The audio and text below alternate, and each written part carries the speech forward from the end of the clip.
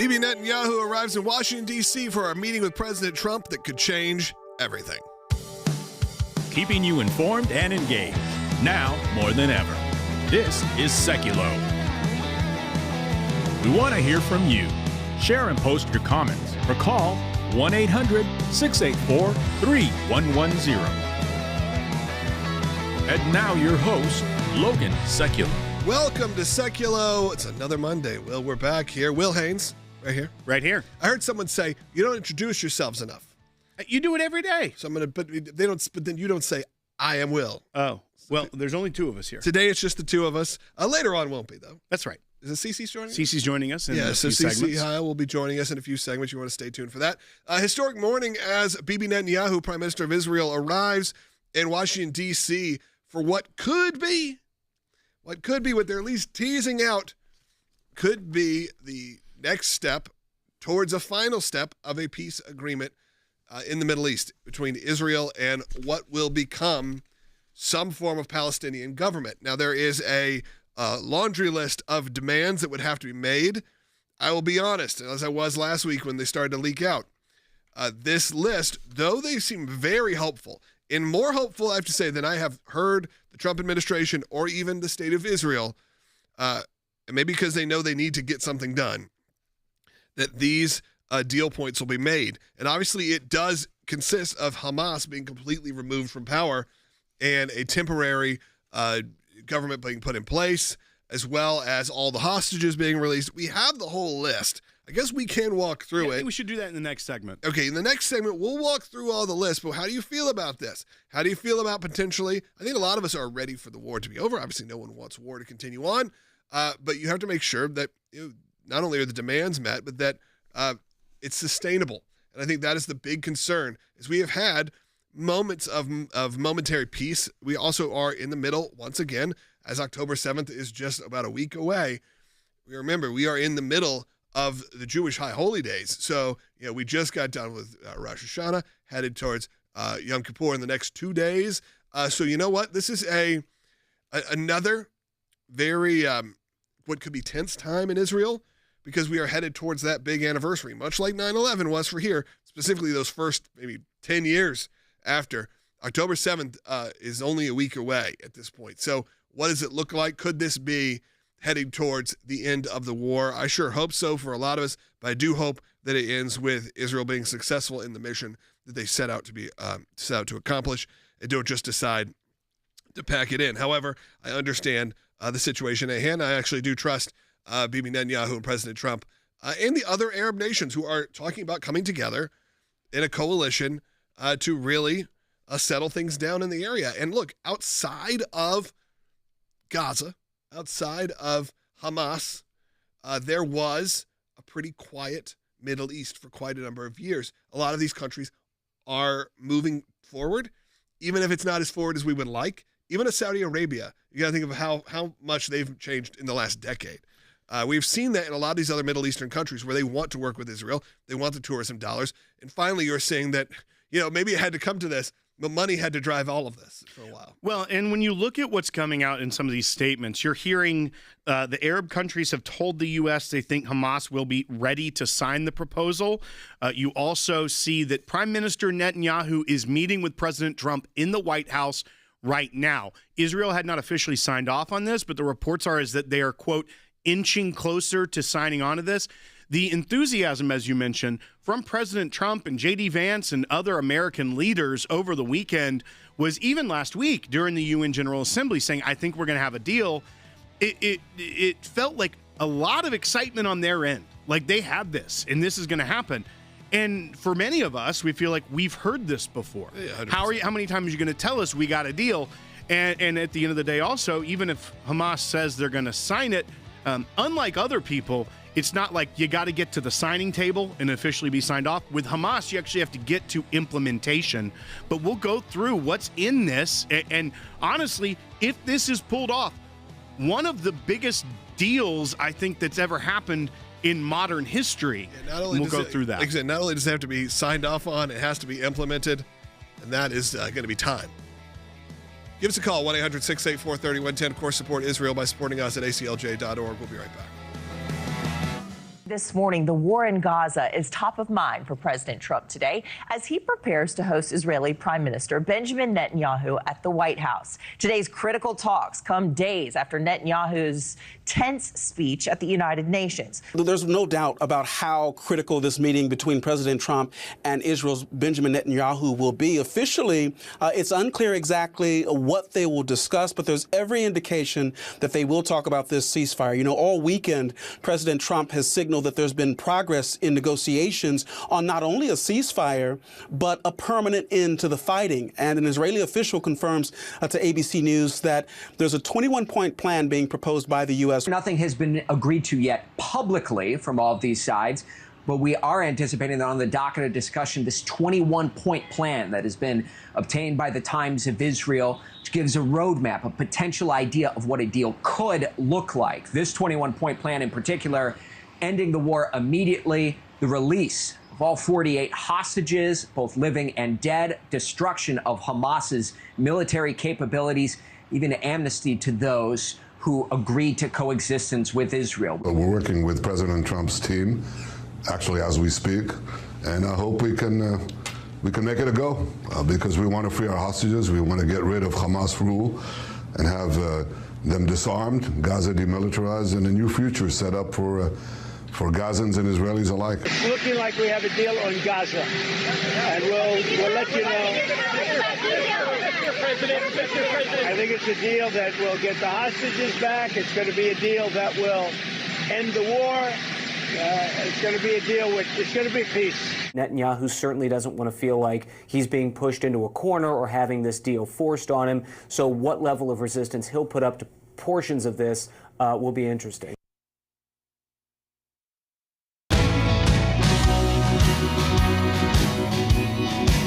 Welcome back to Sekulow. Will Haynes joining me in studio as well. We're going to take some phone calls coming up this hour, so give us a call right now at 1-800-684-3110. Again, this is President Trump. If you missed it, is currently meeting with Prime Minister Benjamin Netanyahu of Israel. Obviously, a very controversial moment for a lot of people, not necessarily for us, but for those who've been following this war. There they are, greeting each other in the White House. If you're watching right now, you're seeing that, of course. You can watch our show, by the way, if you're just listening, on YouTube, on ACLJ.org, however you get your podcasts. You can watch a video version of this as well, so you can see it kind of full television style. But this is happening. Netanyahu is meeting with President Trump. President Trump saying he believes we have a deal. We're very close to a deal with Israel and with, I guess, what would be considered Hamas, or what the remnants are of Hamas. And I think that is maybe one of the takeaways, is that part of this deal includes amnesty for Hamas members who disavow violence and want to stay in Gaza and have safe passage out of the enclave for Hamas members who don't want to commit, or who don't commit to nonviolence. So they are saying if you're a member of Hamas right now, which again, a lot of these are now kind of lower level people, or people that got pushed into upper level because of failed upward. Yeah, exactly. They may not be committed to the cause, and saying, you know what, if we can get out of this, I'm happy to get out of it. So that's a weird one that's in there. But you know what, if it ends the war, I get why President Trump wants to do this. He holds some different views than maybe some people in Israel and some people here. But you know what? If it's one of the things you have to concede, I'm willing to at least consider it. But let's go through some of the principles of the deal. Well, I know you got the list in front of you. Yeah. We've got a release of all remaining hostages within 48 hours of a ceasefire, and a permanent ceasefire that goes along with that. That would be a very initial sign of whether or not there's good faith on both sides that this is going to get done. Yeah, because that has not. That has been one of the things many times that gets there. And then, of course, there's been, sadly, there's been disgusting, the bait and switches of the bodies. There's been a lot of things that have happened. You got to always look back at some of the barbaric nature of this whole thing. Remember, there was a time where the family, including the kids, were sent back, and when they checked the caskets that were paraded through town, I find out that those were not the correct bodies that were in them for a while. That's right. And so a lot of these first ones are just the short term, ending this conflict. But then the second half of the proposal are things that you look forward to in the way to reshape this region. So there's a release of a lot of prisoners. A lot of times these happen with these negotiations.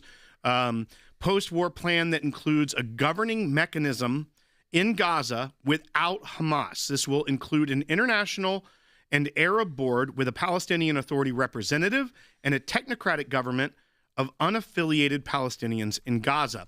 I don't know where they're going to find those unaffiliated Palestinians because many people in Gaza are Hamas by de facto situation there. But once again, this is a very lofty goal, a security force that would include Palestinians, but also soldiers from Arab and Muslim countries, a gradual withdrawal from all of Israel, from all of Gaza Strip, funding from Arab and Muslim countries. So this isn't the United States paying for this. This is partners in the region that want this, that have been pushing for this, that have backed the Palestinians for a long time. Other Arab countries. Right. So you think Saudi Arabia, you think Qatar, these countries that have put their support behind the Palestinian cause, so to speak. They're basically saying, put your money where your mouth is and form a new administration, fund it, and that helps with the reconstruction and development of Gaza. There will be some involvement of the Palestinian Authority in the new governing mechanism in Gaza.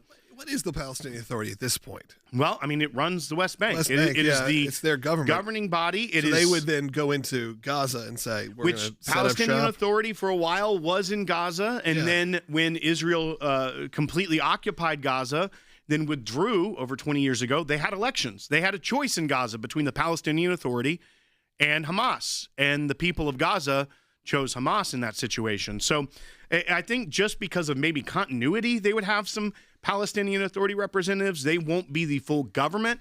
It does give a little bit more credibility than I'm comfortable with to the PA at this point because they are not the good guys. My concern with a lot of these points is that it gives a lot of credibility to people that I don't think have earned it. Then you get to the process of disarming Hamas and demilitarizing Gaza, which includes destroying all remaining heavy weapons and tunnels. Amnesty, which you already mentioned. So, I mean, that one, let's just go back to that. The process of disarming Hamas and demilitarizing Gaza, which includes destroying remaining heavy weapons, that's essentially saying we're going to level this. I mean, that's what it kind of sounds like. Because and that's where it goes back to the Muslim countries and Arab countries surrounding would pay for reconstruction and redevelopment. Right. So, you're going to have to wipe it clean of the buildings and the infrastructure because so much of that, the hospitals, the mosques, the schools, are all connected underground by terror tunnels. Yeah, so when you see that, we got to remember, again, what some of these points actually mean. And that's why maybe I'm a little less hopeful than President Trump is sounding. Right. But again, I don't want to be the person who's going to, be sad on this and say this can't happen, it's not going to happen. But as you said, if they were able to accomplish this, it would be historic. All right, keep going. All right, then we've got the no annexation of the West Bank or occupation of parts of Gaza by Israel, an Israeli commitment to not attack Qatar again in the future, which we saw where they took out Hamas leadership there just about 2 weeks ago. And then this final one, a future credible path for Palestinian statehood after the Palestinian Authority undergoes significant reforms.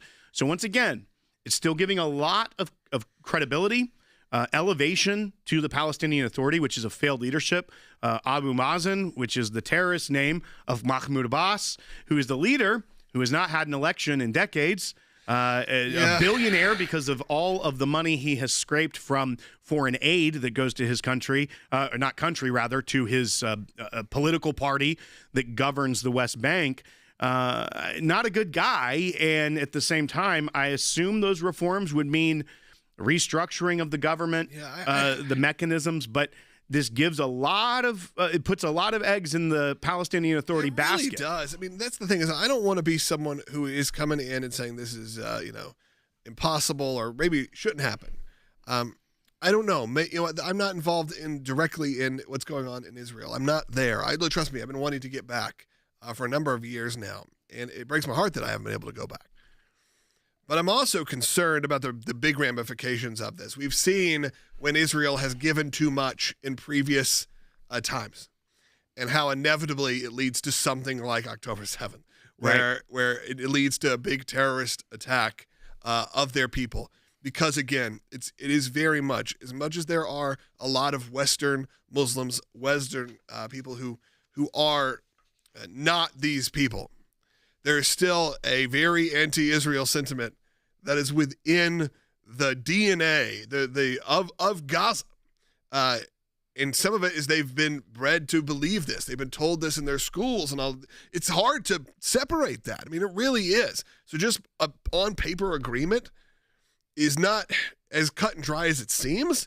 And that's my big concern. I know that there are probably people like Jeff Balaban, who I'm sure we'll hear from, who are not going to be happy with a lot of the talking points on here. Now, again, I will point to a President Trump and go, I understand he wants to end the war, and maybe has a different kind of vested interest in Israel than maybe I do, maybe than the Jewish people do, maybe than the Zionist culture does.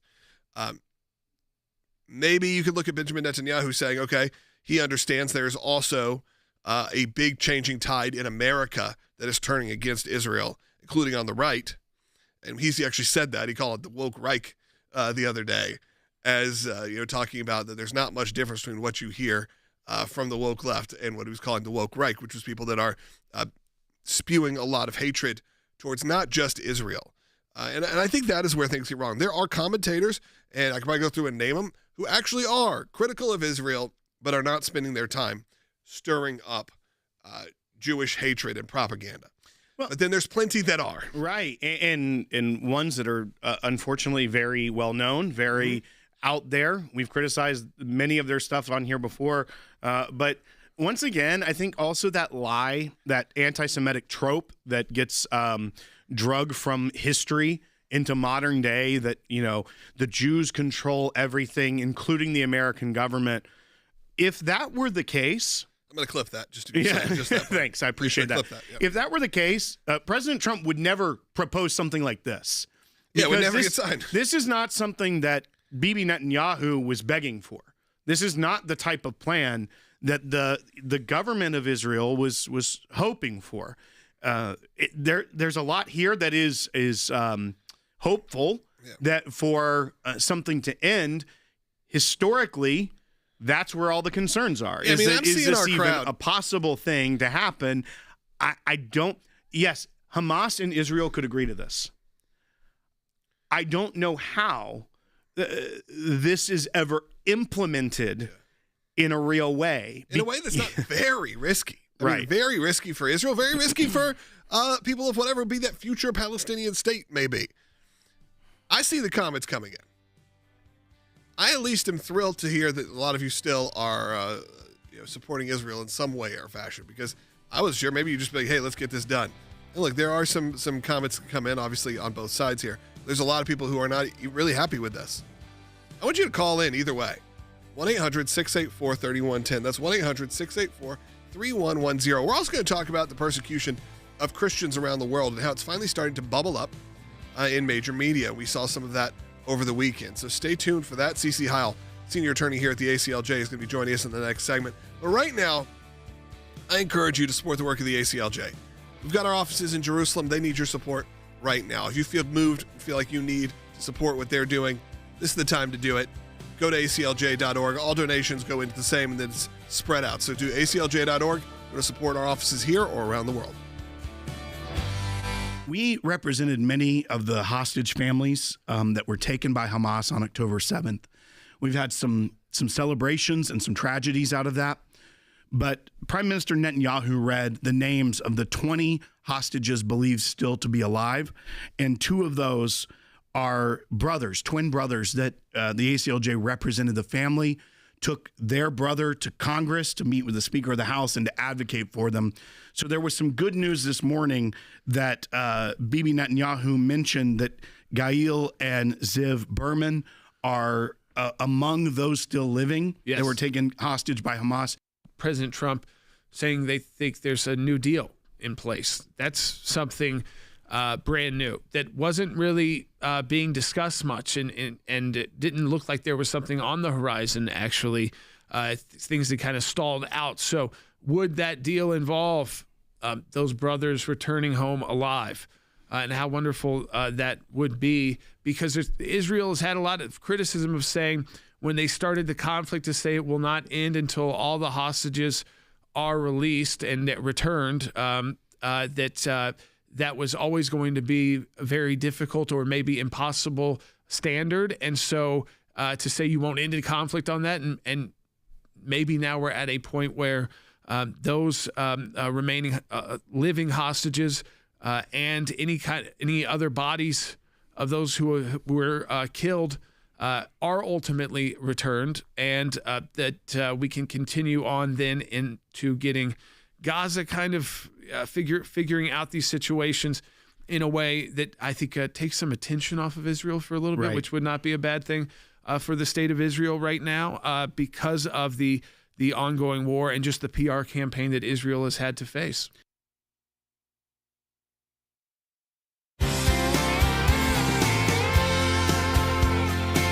Welcome back to Sekulow. Phone lines are completely jammed. We're going to do our best to get to as many of those as we can, specifically in the back half hour. But keep trying, keep calling. We'll do our best to get to all of them we can. Cece Hiles joining us in studio, senior attorney here at the ACLJ. I did want to pivot a little bit. We're going to continue talking about Israel, and Cece's been to Israel more recently than any of us here, so she can comment as well as we are seeing this maybe historic moment as Bibi Netanyahu. Now, I feel like you could have probably played this back, episodes of this show over the last year, and heard a very similar thing, including talking points, including the big deal points. Now, these, again, I think they're controversial. I think when I see the comments coming in, a lot of you are not thrilled with some of these plans.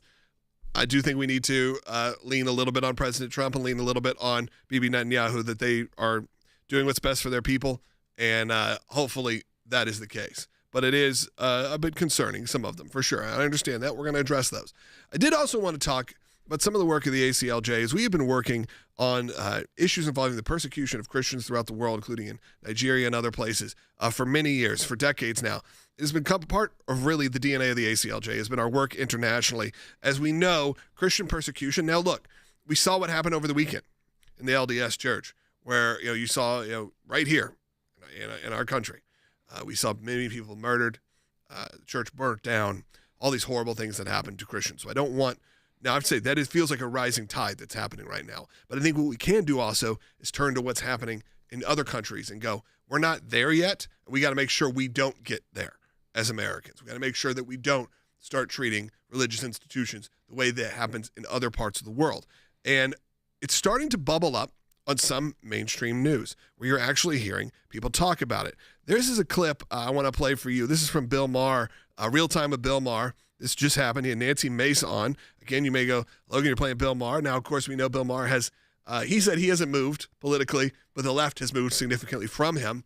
He has been someone that's been fairly critical of a lot of, especially he's been very critical on people who are supporting the Palestinian situation, the Hamas situation over Israel. He's very pro-Israel.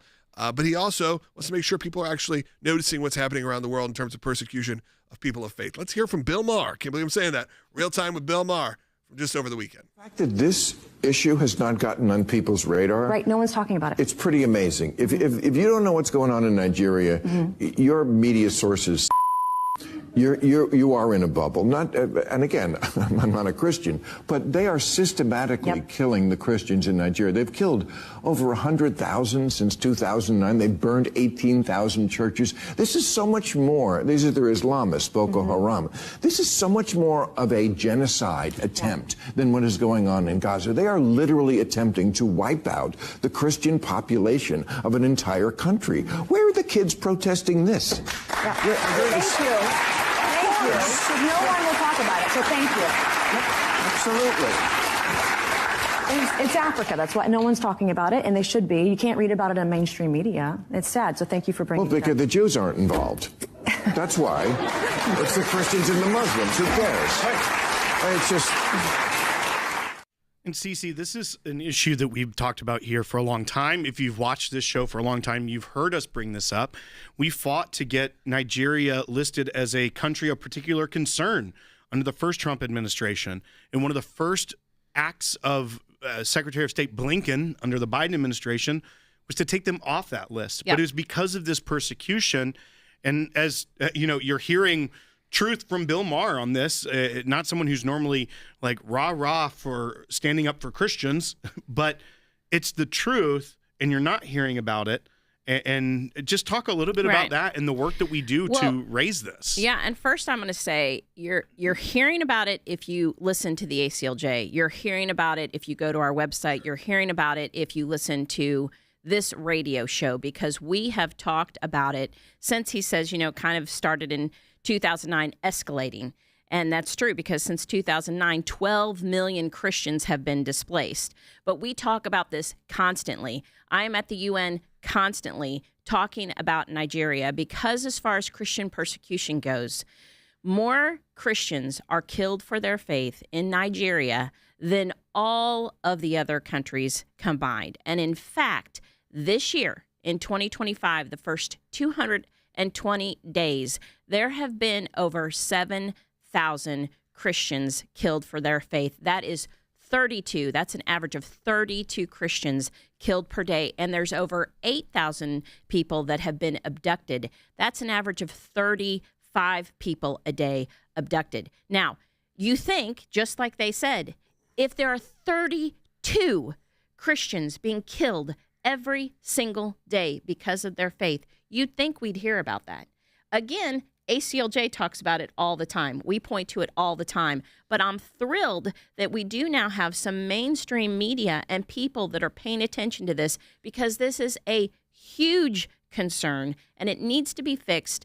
And you're exactly right, Will. We were on it because Nigeria, under the last Trump administration, was a country of particular concern, and that is from the State Department. It's a designation from the State Department, and it's specifically for religious freedom violations. So if there should be any country in the world that's a CPC, it should be Nigeria. And then there are punishments that come along with that. That's why it's critical that it is a CPC. And again, we won't stop talking about this, and I'm thrilled that other media outlets are picking it up. Well, it's one of the things, as completely independent media here at the ACLJ, what we do here on our media side is we are able to bring up stories that are not going to get the attention of the mainstream media. But one of the goals is obviously to break through to the mainstream media, is to make sure that our clients, that everything we're supporting makes it through. It's not just on here. We can be the constant voice yelling, but we understand we are going to be, a smaller percentage of people that maybe get their news from some of these mainstream outlets. However, that's growing, that's shifting, that's changing, which is great. However, we couldn't do that without your support, because we're able to do this. We're able to go to court. We're able to go to the UN. We're able to do all of these things, take action as well as report. A lot of people can't do that. So I want to encourage you, of course, to support the work of the ACLJ while you're at it. But it's true. We all live in sort of little bubbles. I send Will all the time because I'm very connected in sort of the, I guess you'd say, the Israel Zionist side of this. I send Will news stories all the time where he's like, this wasn't even on my feed. It's like, yeah, it's not necessarily that you're doing anything to keep it off your feed. It's just you have to get so plugged into such a niche audience that sometimes these things that are big stories or are big portions of stories aren't reported. Well, even that point, that there was that madman that ran into a wedding at a country club in Connecticut or New Hampshire, one of the two, and had a shooting. My feed was only headlines of mass shooting at wedding in New Hampshire. Yeah.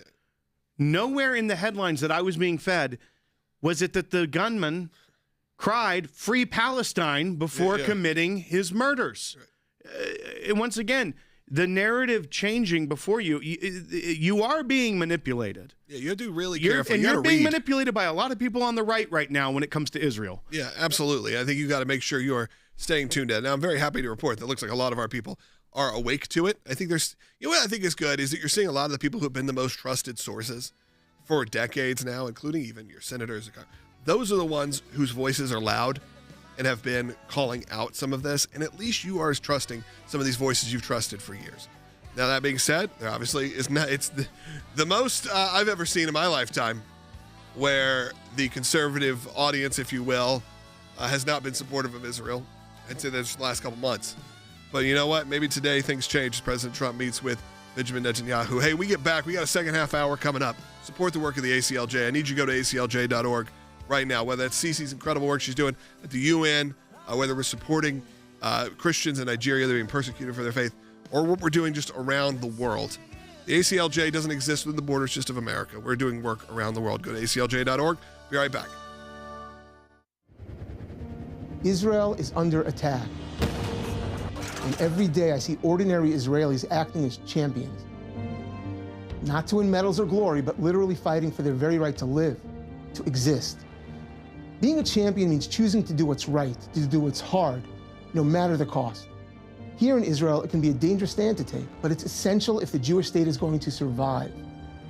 As an ACLJ member, you have an opportunity to be a champion too. You can make a difference. You can impact real change and defend life, liberty, religious freedom.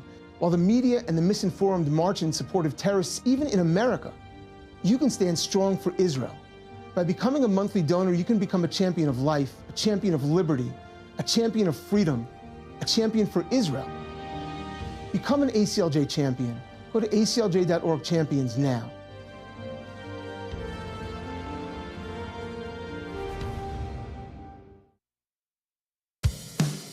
Keeping you informed and engaged, now more than ever. This is Sekulow. And now your host, Logan Sekulow. Welcome to the second half hour of Sekulow. Phone lines are open for you at 1-800-684-3110. Main topic of the day is that Bibi Netanyahu currently meeting with President Trump at the White House with plans to potentially start the process of signing a peace agreement, which we went through in the first half hour, all of the terms. They are pretty intense. They're not necessarily terms we would have necessarily said we agreed with. But you know what? Like I said, there is a moment where you have to lean a little bit to President Trump and lean to Benjamin Netanyahu that maybe they know more than we know in these situations. However, there are certain ones of these that obviously bring some concern. I want to take some phone calls about it, and CC stays with us here for this segment. Let's go to D, who's calling in Rhode Island on line 1. D, welcome to the broadcast. Hi. Could you confirm that it was Tony Blair that helped to craft this peace treaty? Is that who was involved in it? Sure, we can look that up. Tony Blair has certainly been a voice of this. There's been even reports that Tony Blair would temporarily kind of run the government for a number of years. I don't necessarily think that's a bad idea. He is an interesting character. He's obviously not with us on a lot of the issues, but in terms of a leadership position, I've actually read his book on leadership. Interesting guy. Definitely has a lot of thoughts. Definitely a proven track record. Yeah, I don't know if he was necessarily the author, but he has been very involved in this process in many ways, and that has been something that has been floated, that someone like him, the former prime minister of the United Kingdom, would be the kind of transition authority there in Gaza. I mean, if you would take that role as a Westerner, you have a lot of courage and confidence.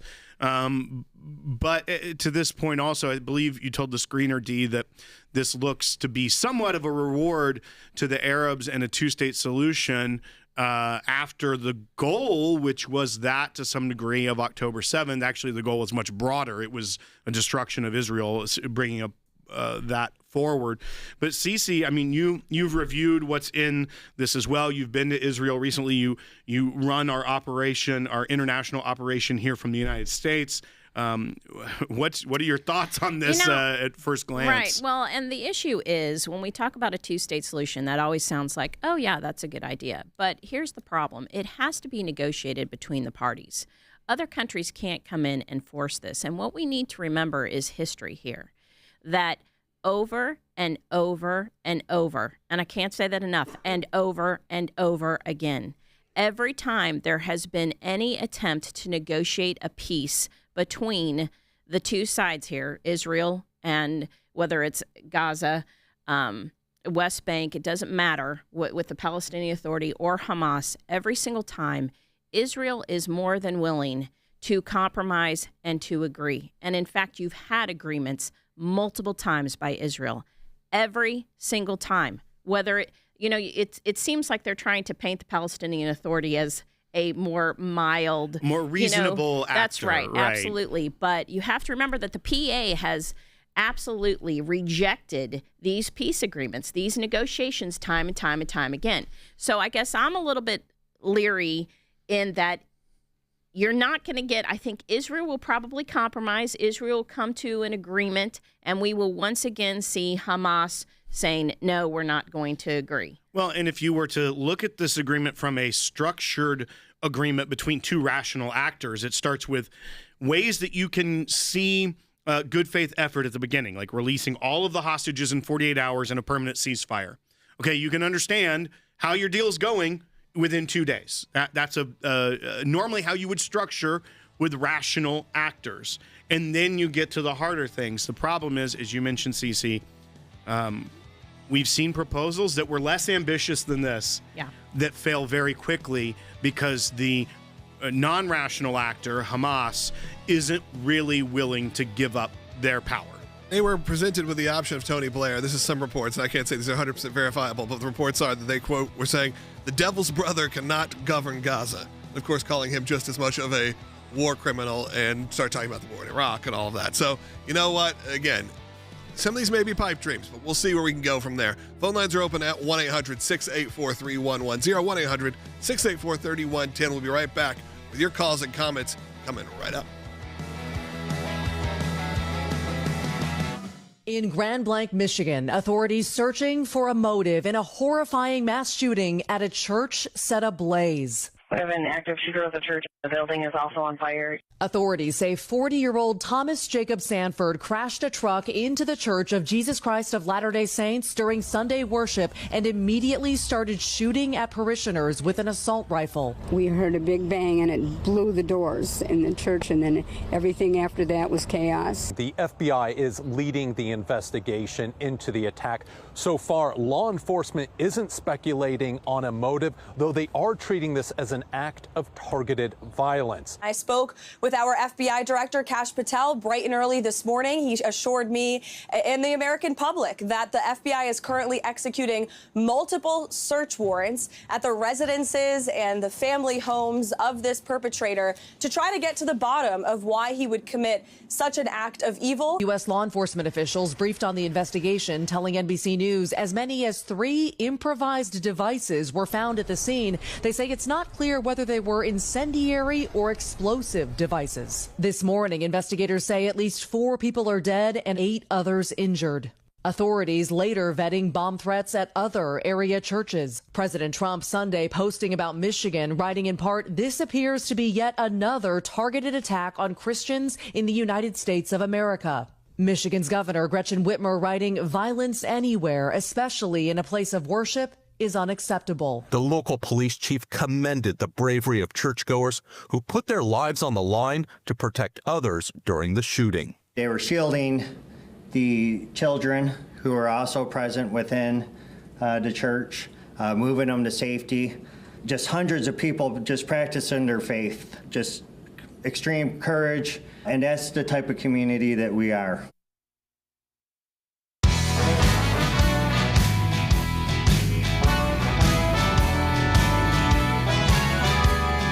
Back to Sekulow. We will continue to take your phone calls and comments coming up. We also did want to talk a bit about that Michigan horrible church shooting that happened over the weekend. Of course, this is at an LDS church, Mormon church in Michigan. At least as of now, 4 dead, 8 injured. There's, I believe, many more that have been unaccounted for. So we'll see where that ends up. It's kind of a blip in the news. I mean, obviously, it did get coverage. But sadly, it's becoming all too regular. And I think that has become part of our discussion here, which is how much time can you focus on these things when they become so normalized? When attacks on churches and attacks of places of worship, schools become daily news. We're used to violent crime in our city, especially if you live in a major metropolitan city. If you turn on your local news, you're used to hearing about a shooting or a murder or killing or gang violence that happens. There's actually an update right now on that Michigan church shooting. Can we just, you have to tune into it. Someone just make sure, Gretchen Whitmer, the Michigan governor, is talking right now. I want to make sure that if there's anything here worth talking about, we should. Well, and I wanted to bring this up because I think it does connect with what we were talking about with that Bill Maher clip and talking about Nigeria, is that for my entire life, we've been blessed as Americans to say that we have the opportunity to speak up for those in other countries that are facing real persecution, that are seeing a genocide in Nigeria against Christians, one of the worst countries for Christian persecution, for any persecution in the world. And we always had the luxury of saying we face pushback or criticism, but we don't see real persecution. And my concern with what we've seen in the United States is that real persecution, it's not widespread, it's not en masse at this point, but we are starting to see that creep into the United States of America, a place where we enshrine in our First Amendment to the Constitution, the right to free speech, the freedom of religion, that these are foundational things that America was built upon. And when you see what happened at this church, this LDS church in Michigan yesterday, and this is not a theological discussion. This is not trying to, whatever here and get into the nitty-gritty of it. What you're looking at is now another horrific attack on a place of worship where people that share most of your values, I would say at least in the political sphere, these are people that were in their church worshiping on a Sunday. They weren't out protesting. They weren't doing anything. They were in a sanctuary. And someone decided to drive their truck into their church, open fire, and set it ablaze. They planned this. And this is a person that there are photos circulating. He was a veteran, was wearing Trump 2020 shirts. I don't know what his direct motive is, but here's what I do know. Here's what we've seen uptick in this country over the past 10 years. We've seen the government going after people of faith. And these come from people that were even appointed by Republicans. So this isn't a left versus right. This is that the government and bureaucrats started targeting people of faith, started trying to send spies into Catholic churches, trying to go after homeschool parents.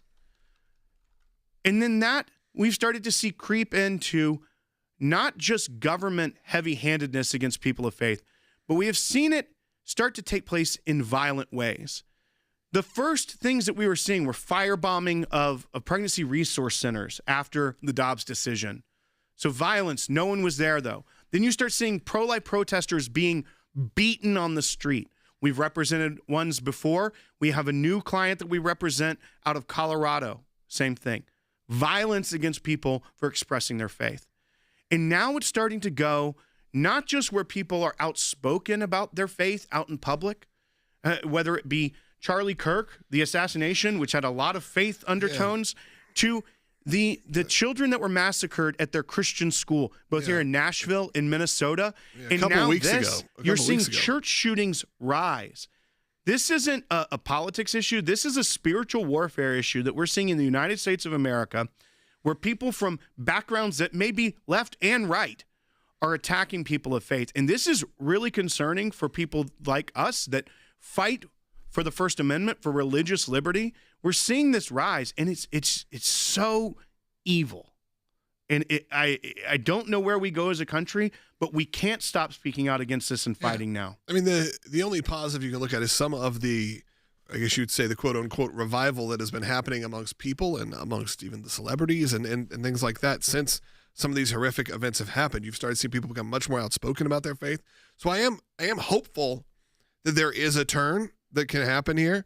Obviously, it is dark. It is the fact they're having to respond to anything like this is very sad. I'm looking at the images right now. It is horrific. Governor Whitmer pretty much said, I just asked people to lower the temperature of your rhetoric. I don't really even know what that means. It's not directed to anyone. It's not directed specifically.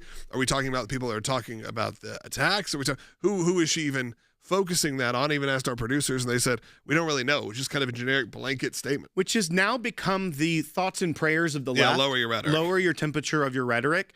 There's not even really an ascribed motive that I've seen to this individual. Like I said, it appears that he was more right-wing, or at least pro-Trump in his rhetoric. So this isn't even a political issue at this point. We are seeing the culture of America become anti-people of faith.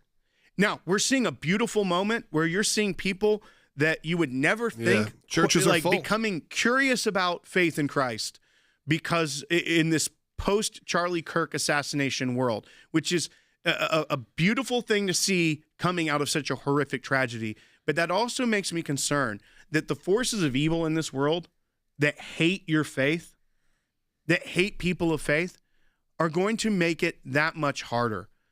And so the ACLJ won't stop fighting in places like Nigeria. We fought in the DRC. We do these things at the UN. We do these things with the U.S. government, but we also fight here at home. And that battle is getting so much more real on the front lines here in America. America should not be you shouldn't even be thinking about a risk of going to church or taking your kids to a Christian school or anything like that, or take your kids to school in general. But those are the parts of evil that we should be at the point where we have moved on as a society in terms of civility to do this. But it isn't the case. It actually feels like it gets worse and worse, and it becomes less and less powerful because we see it so often. because we see the bloodshed so often, and we see, you start getting excited when you hear, only 3 people got killed. You know what I mean? That's horrible to say, but it's just kind of true. Right. Because you're like, 3. Whew. I mean, we've had some of these where it's 50. I was sitting in church yesterday morning, and this is before I even knew that this happened. But this is the reality of where we're getting, where I was sitting there, and our service is structured in a way that you can just worship and not be thinking about the outside world. That's the way it should be. And for the first time ever, I was sitting there, and I started looking around the room thinking, if something horrific happened, where am I going? How am I getting my family out of here? And I've never had that thought before. And right after that service, I looked at my phone and saw these headlines. Yeah. And it is just a helpless feeling, but we cannot give up. Yeah, I feel like the first place that started happening to me with my family was movie theaters. There was that shooting that happened in Aurora, Colorado at the Batman screening. Right. And I thought, okay, now every time that a thing that shows up before goes, make sure you know where your exits are. I am like a hawk because we go to movies a lot. Like, we're a movie-loving family. And we go to a lot of events, concerts, live things. We love live entertainment. We love being in a group of communal event, whether that's in Christian music, whether that is in mainstream media, whatever it is. My family loves that. It's one of the things we love. And what I've noticed is that exact same thing happened to me, which is you go, okay, you almost have to make a plan and then try to put it out of your head so you can even enjoy what's going on in front of you or worship, because you go, all I'm thinking about is if there's something happens here, this is where I have to go. This is what I'm going to tell the kids to do. This is where we're going to escape. If this happens to this, what are we going to do? Horrible place to live in. I mean, it's just mentally. So we got to figure that out for sure. I mean, I think that is part of what the plan of people that want to attack churches is. They want make it scared. They want to make you scared. They want to distract you from worshiping, from living out your faith. And that is something that there is a reality to it that you sometimes cannot escape where your thoughts go, because it is horrific what you're seeing. But you also have to fight back against it. And we can't let the culture demonize people of faith to a level where this becomes something that we increasingly see. We see a lot of people talking about this right now in the chats. I'm going to encourage you. We got one more segment coming up. I love to hear from you from all walks of life, from all places around the country and around the world even. We know people watch around the world. So I ask you to call in right now. 1-800-684-3110. 1-800-684-3110 to have your voice heard on the air today. If you got a question, maybe you just got a comment. Maybe you have something you want to share with Will and I or with our audience. Be a part of the conversation. And you can only do that because we can open up these phone lines. We can open up all of this conversation because people like you decide, I'm going to donate and support. We're not funded by major sponsors. We're not funded by the networks that you're watching this on. We often pay to be on those, so they can't tell us what we can say and can't say. So be a part of that movement. ACLJ.org. Do it today. We'll be right back with your calls and comments coming up.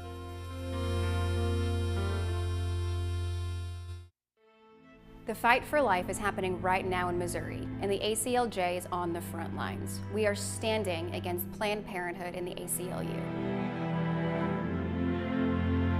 Planned Parenthood has launched an all-out assault in Missouri, claiming that Missouri's Constitutional Amendment 3 gives them an unchecked right to an abortion. That includes basic health and safety regulations, requiring doctors to have licenses to perform abortions, and any regulation in dispensing chemical abortion pills. That's why the Missouri Attorney General called on the ACLJ. We have sent and are sending more attorneys as boots on the ground, defending Missouri's life-saving laws against Planned Parenthood's radical interpretation of a constitutional amendment. This case in Missouri isn't about one abortion clinic or one court case. It's about making sure that the rule of law is respected. It's making sure that human life has dignity both inside and outside of the womb. Missouri's fight matters for your state too. What happens here could set the tone across the entire country.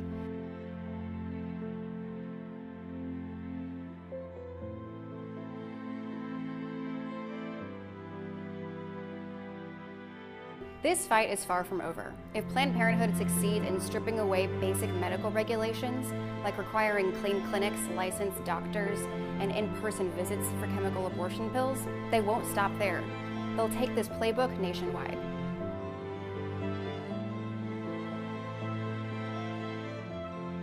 Join us in this critical battle. Sign our petition of Missouri's defense of life at ACLJ.org. Because together we must stand and fight for life.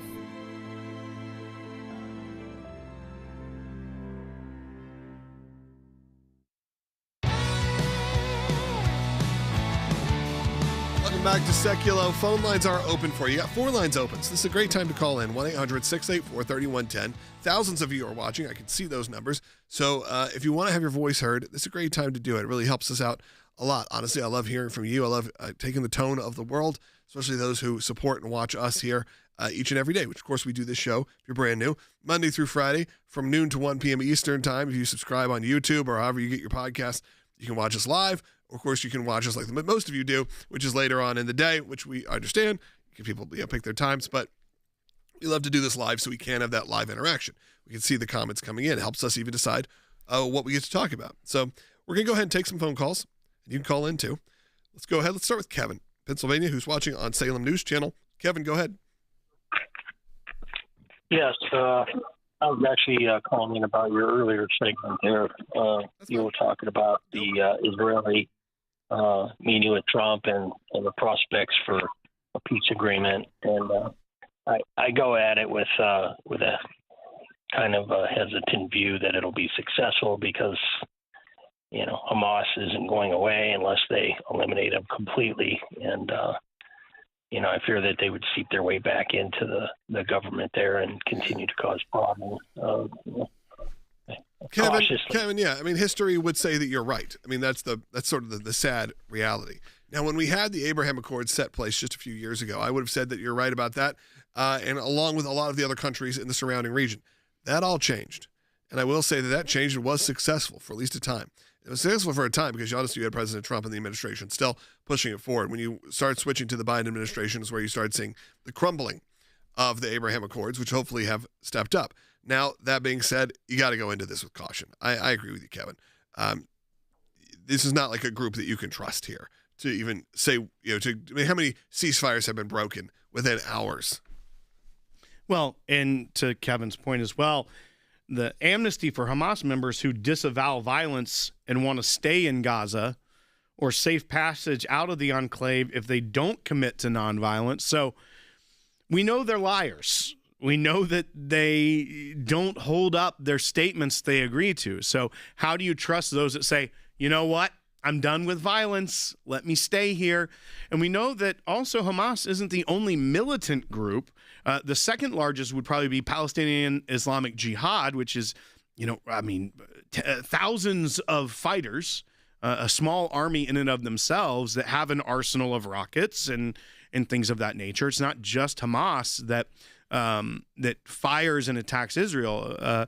Palestinian Islamic Jihad actually has a lot more leverage to freely move about and fire indiscriminately because they're not also trying, and I put that in quotes very loosely, trying to govern the Gaza Strip like Hamas has to do and run, ministries of government and things like that. So even if you have this deal that is a permanent ceasefire and demilitarization, is Palestinian Islamic Jihad signing onto this? Like, are they going to be like, oh, yeah, we're good too.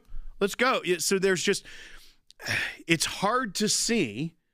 It's hard to match the enthusiasm of the administration on this because it just doesn't seem like something that historically or even maybe biblically is something that could ever come about. We know that really peace in Jerusalem only happens at one point if you believe the scriptures. So this does seem a far-fetched deal that doesn't really make sense in context to me. Yeah, I mean, look, if they can get it done, they can get it done, and I'm not going to be someone here standing in the way of that being something that should happen. I wanted to see the end of all wars. No one here really wants to see wars continue on for years and years and years, whether that's in Israel, in Gaza, whether that's in Russia and Ukraine, or all of the wars that are happening around the world, especially the ones the U.S. are at least indirectly or directly involved in or involved in funding. Look, I hope there to be a day when my kids can visit Russia once again.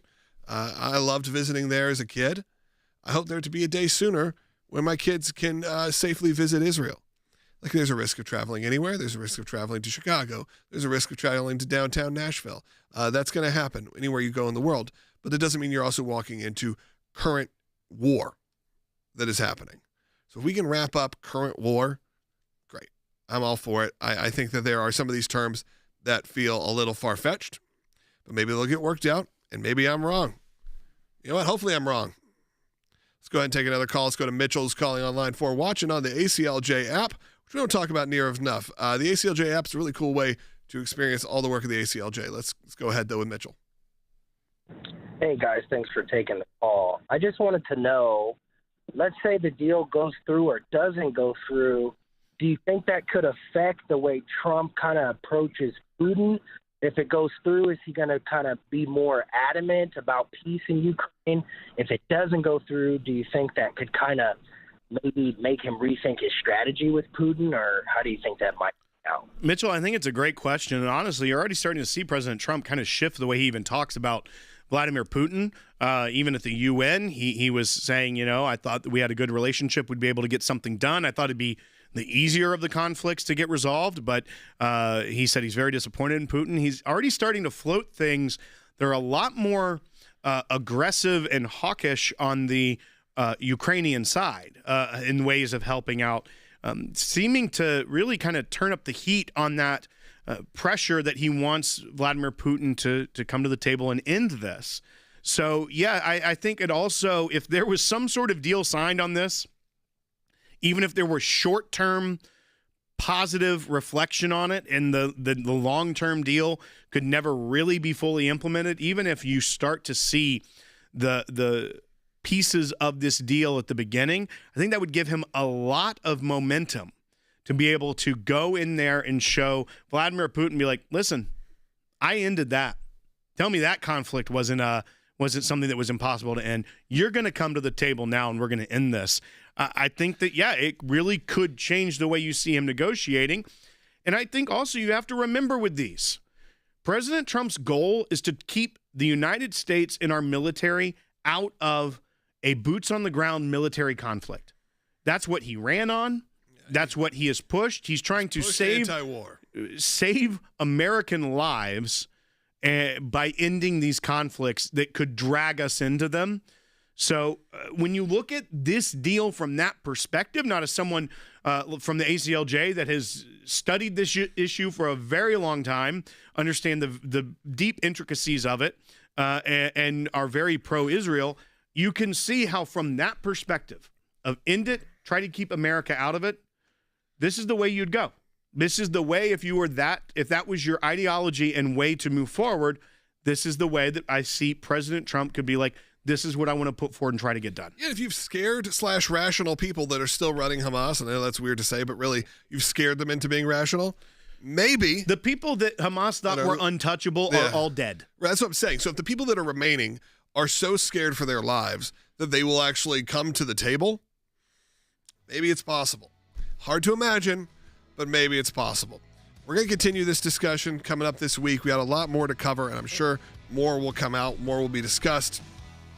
I want to take a second here, just 45 seconds left in this show, to ask you, if you enjoyed this show, if you like what we're talking about each and every day, if you like the legal work that we're doing, there's only one way to support this, and that's go to aclj.org. Yeah, your eyeballs help. Subscribing on YouTube, all those things help. But financially is the only way we're able to stay on the air. Whether that's through our digital platforms, social media platforms, or terrestrial radio, television, wherever you're seeing us. We always want to be available without a paywall. And that can only happen with you. Go to aclj.org, making a donation of any kind. Because again, no corporate sponsors, no big corporate overlords. It's just you and I. Go to aclj.org, be a part of it today. We'll talk to you tomorrow.